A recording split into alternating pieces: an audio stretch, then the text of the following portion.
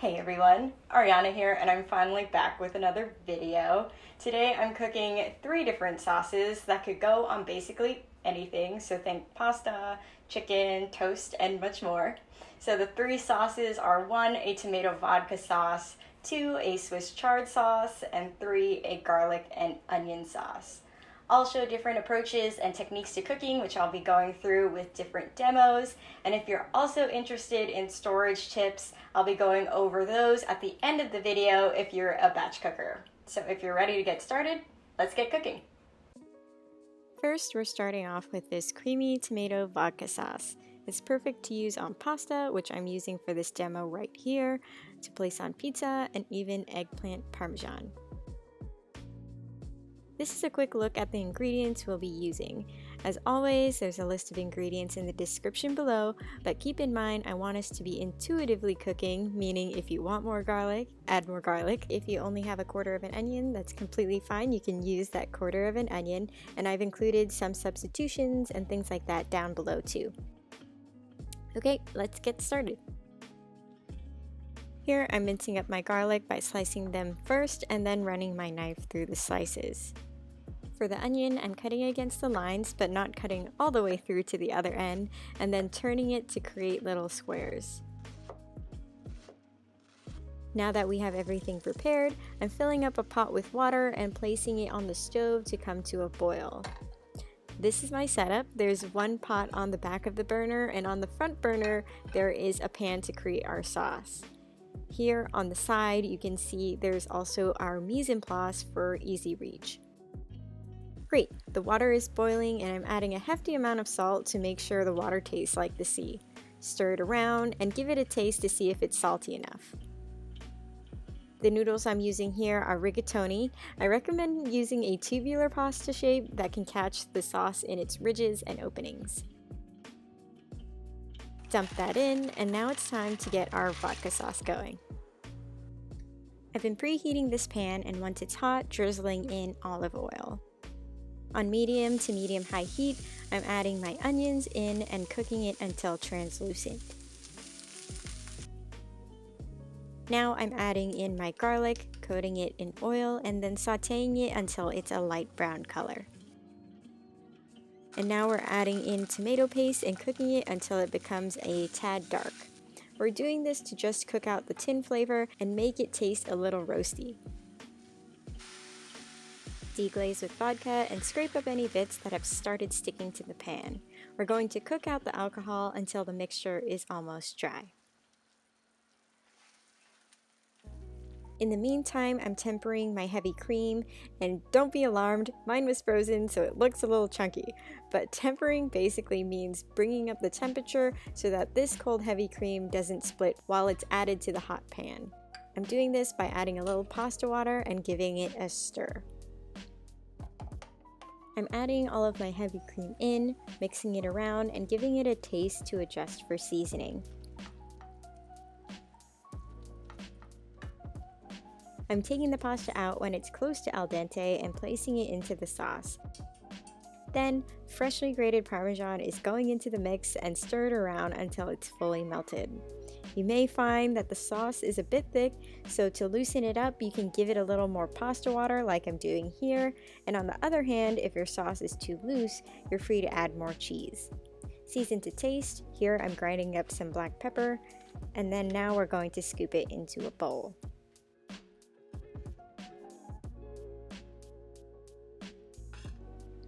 Top with more Parmesan and pepper to taste.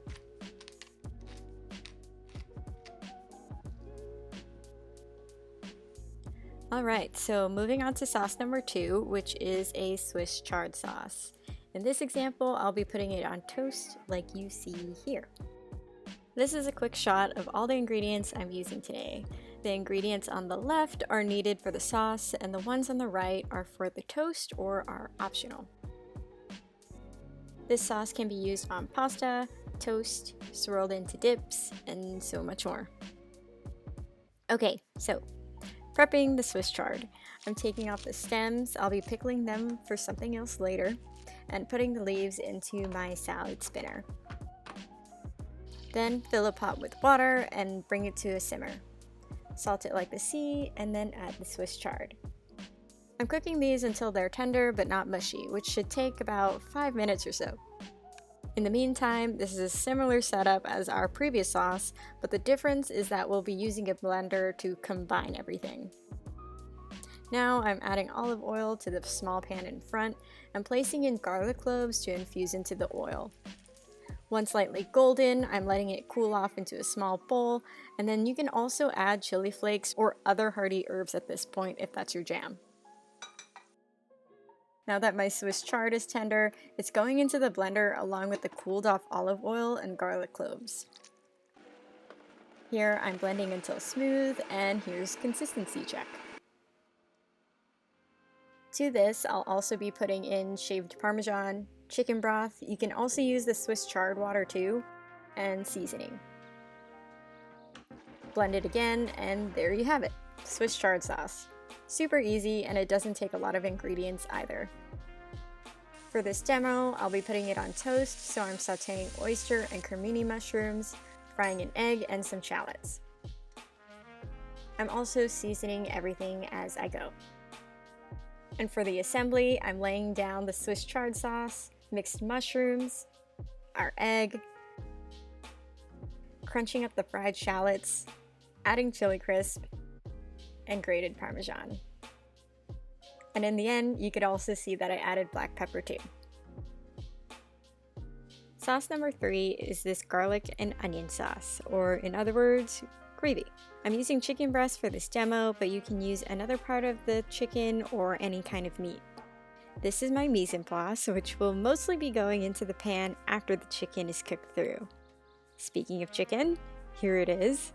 Hit it with some seasoning, and I'm letting it hang out while I prep the other ingredients. Here I'm dicing my onions, mincing garlic, as well as rosemary. I'm cooking this chicken on a tiny bit of high heat oil on a preheated pan. I'm cooking both sides until the breast reaches 160 degrees Fahrenheit.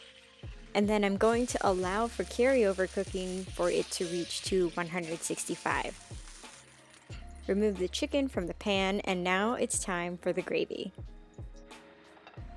As you can see, we have all this flavor on the bottom, and to it I'll be cooking our onions until translucent.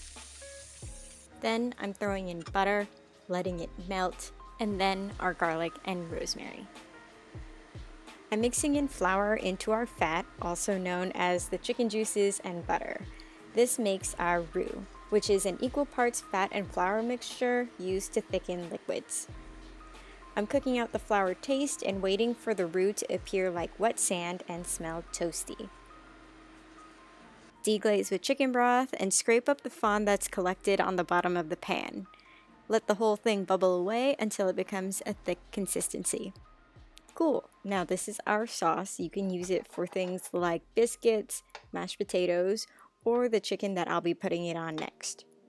Here's our chicken, and I'm adding those juices back to the pan. Slice it up, and in comes our sauce.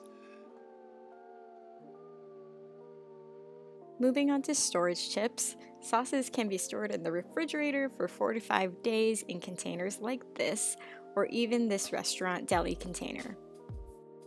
These sauces are also freezable for a rainy day and can last for 6-ish months. I recommend freezing in a zip baggie like this one if you're batch cooking, so that it saves space and becomes a little filing system. Also, it's way easier to defrost this way.